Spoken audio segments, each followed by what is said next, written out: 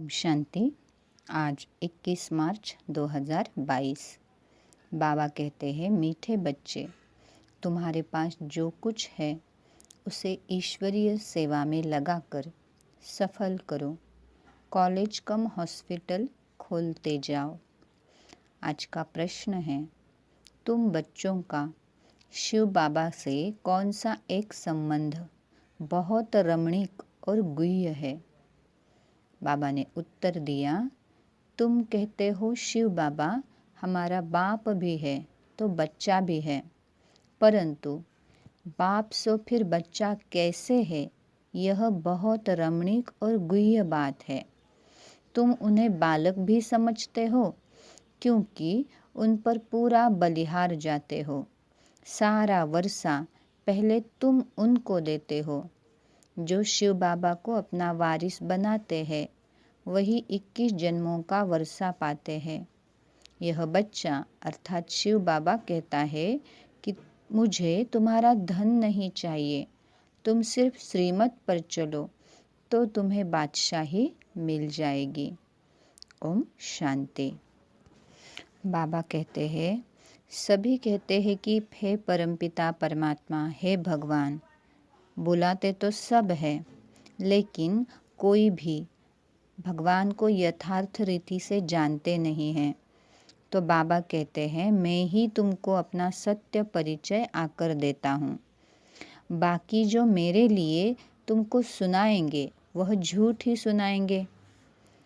इस बात को समझना है, क्योंकि हर एक व्यक्ति, अगर हम भी देखें, हम अपने बारे में खुद को जितना जानते हैं, हमारे लिए और कोई उतना जान नहीं सकता कि हम अंदर से एक्चुअल में कैसे हैं। अगर हमारे बारे में 4 अलग अलग लोग भी परिचय दे दे तो वो परिचय में भी डिफरेंस आ जाएगा। सब एक जैसा नहीं दे सकते, क्योंकि हर एक अपने दृष्टिकोण से परिचय देगा। तो वैसे ही भगवान का परिचय भी आज तक बहुतों ने दिया, लेकिन हर एक को उसका जैसा अनुभव आया उसी रीति से उन्होंने बताया। तो यथार्थ रीति से भगवान क्या है, कैसे है, वो सिर्फ वही आकर बताते हैं। तो इसीलिए उनको सत्य कहते हैं, गॉड इज ट्रुथ कहते हैं, सत्यम शिवम सुंदरम कहते हैं, क्योंकि वही एक सत्य है। बाकी सभी मनुष्य मात्र उनके बारे में जो कहेंगे, बाबा कहते हैं उसमें थोड़ा थोड़ा डिफरेंस आ जाएगा, झूठ भी होगा। फिर बाबा ने कहा कि माया रावण ने बिल्कुल तुच्छ बुद्धि बना दिया। तुम पत्थर बुद्धि थे, बाबा ने तुमको पारस बुद्धि बनाया। पारस बुद्धि बनाने वाला एक बाप ही है। यह जो गाया हुआ है, किनकी दबी रही धूल में किनकी राजा खाए, वह फिर होना ज़रूर है।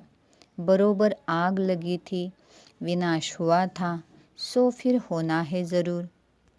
हमें अपने आप को चेक करना होगा कि हमारे पास जो कुछ भी है जो बाबा के यज्ञ में सफल हो सके, जैसे कि स्थूल धन हो, चाहे हमारा तन हो, या फिर कोई हमारी विशेषता हो, क्या हम उसको पूरी रीति से यज्ञ में अर्पण कर रहे हैं, लगा रहे हैं?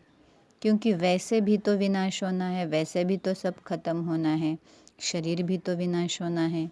तो क्यों न इससे पहले हम उसको सफल कर दे।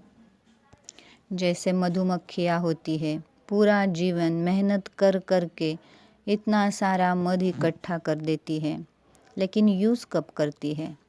यूज़ तो कोई दूसरा ही आकर, मनुष्य आकर लेके जाता है, और यूज़ तो वही करता है। तो वैसे भी हम मनुष्यों का ही है। पूरा जीवन हम मेहनत कर कर के धन इकट्ठा करते हैं, प्रॉपर्टी इकट्ठे करते हैं। क्या हम उसका यूज़ ले रहे हैं? नहीं तो शरीर विनाश हो जाएगा या फिर धन विनाश हो जाएगा। फिर उससे क्या फ़ायदा? फिर बाबा ने कहा कि शिव भगवान बाप भी है तो माँ भी है। इसीलिए तो हम भक्ति में पुकारते थे कि तुम मात पिता हम बालक तेरे, या फिर त्वमेव माता च पिता त्वमेव। तो शिव बाबा मात पिता दोनों हैं, लेकिन उसके साथ वह हमारा बच्चा भी है। ये बहुत रमणीक और गुह्य बात है, क्योंकि जो हम अपने बच्चे के लिए करते हैं, उस पर बलिहार जाते हैं, उसके लिए मेहनत करते हैं, उसको वारिस बनाते हैं, वो सब कुछ हमें अभी बाबा के लिए करना है, क्योंकि वो हमारा वारिस है, वो हमारा बच्चा है। तो बाप कहते हैं तुम मुझे इस थोड़े समय के लिए वारिस बनाएंगे तो मैं तुमको 21 जन्म के लिए वारिस बनाऊंगा। कितना अच्छा सौदा है ये।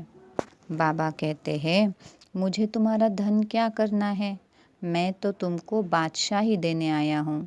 सिर्फ श्रीमत पर चलो।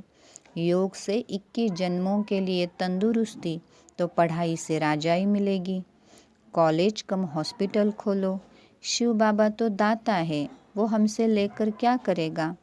हाँ, लेकिन हमारे लिए वो युक्ति बताते हैं कि ईश्वर अर्थ सेवा में लगाओ, श्रीमत पर चलो। तो हमारे पास जो कुछ भी है, चाहे विशेषता, चाहे धन, चाहे तन, श्रीमत के अनुसार ही उसको सेवा में लगाना है। फिर बाबा ने कहा रावण की मत पर एकदम भ्रष्टाचारी बन पड़े हैं। जो कुछ भी अभी करेंगे आसुरी मत पर करेंगे।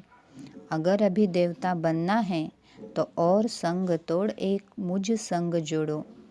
तो यहाँ पे भी हमें सोचना है कि संग सिर्फ बाहर का नहीं है कि किसके साथ हम खा रहे, पी रहे, उठ रहे, बैठ रहे, लेकिन संग हम बुद्धि में किसको रख रहे, बुद्धि से हम किसके साथ कनेक्टेड है।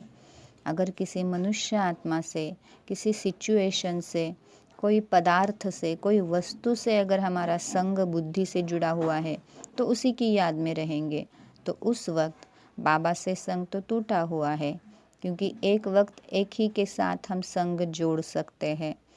तो बाबा कहते हैं और सब संग तोड़ एक मुझ संग ही जोड़ दो, क्योंकि उसी को तो हम योग कहते हैं, और योग बिगर विकर्म विनाश नहीं होंगे। अब सबकी कयामत का समय है, हिसाब किताब चुकतू करना है। यहाँ जो कुछ भी कर्म करते हैं विकर्म बन जाते हैं। सतयुग में हर कर्म अकर्म बन जाते हैं। तो इस मृत्यु लोक में यह अंतिम जन्म है। बाबा कहते हैं मेरी मत पर चलो तो तुम्हारा बेड़ा पार हो जाएगा। इसमें अंधश्रद्धा की कोई बात नहीं। पढ़ाई में कभी अंधश्रद्धा नहीं होती, प्रैक्टिकल बातें होती है। तो हमें पूरा निश्चय चाहिए, बिगर निश्चय पढ़ेंगे कैसे। आगे चलकर बहुत पछताएंगे कि बाप के बच्चे बने और फिर माया के संग में आकर बाप को छोड़ दिया। अगर हमने किसी कारण से पढ़ाई को छोड़ दिया, बाबा का हाथ छोड़ा, तो फिर बाबा कहते हैं आगे चलकर बहुत पछताएंगे। फिर सजाएं मिलेगी, पद भ्रष्ट हो जाएगा, कल्प कल्पांतर के लिए अपना राज्य भाग्य गवा देंगे।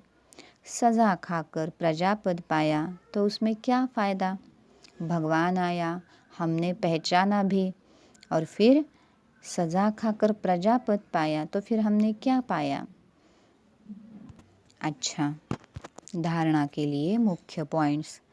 पहली पॉइंट है रावण की मत छोड़ श्रीमत पर चलना है और सब संग तोड़ एक बाप के संग जोड़ना है।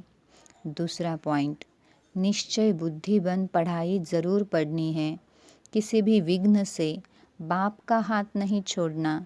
योग से तंदुरुस्ती और पढ़ाई से राजाई लेनी है। आज बाबा ने हमें वरदान दिया, ज्ञान जल में तैरने और ऊंची स्थिति में उड़ने वाले होली हंस भव। ज्ञान का मनन करना अर्थात ज्ञान जल में तैरना, और ऊंची स्थिति में रहना अर्थात उड़ना। तो ऐसे ज्ञान मनन करने वाले, ऊंची स्थिति में रहने वाले होली हंस कभी दिल शिकस्त व ना उम्मीद नहीं हो सकते। वो बीती को बिंदी लगाए क्या, क्योंकि जाल से मुक्त हो, उड़ते और उड़ाते रहते हैं। आज की स्लोगन है मणि बन, बाप के मस्तक के बीच में चमकने वाले ही मस्तक मणि है। मणि बनना अर्थात आत्मिक स्मृति में स्थित रहना। तो हम आत्मिक स्मृति में स्थित रहकर बाप की याद में रहेंगे तो बाबा उनको मस्तक मणि कहते हैं। अच्छा, ओम शांति।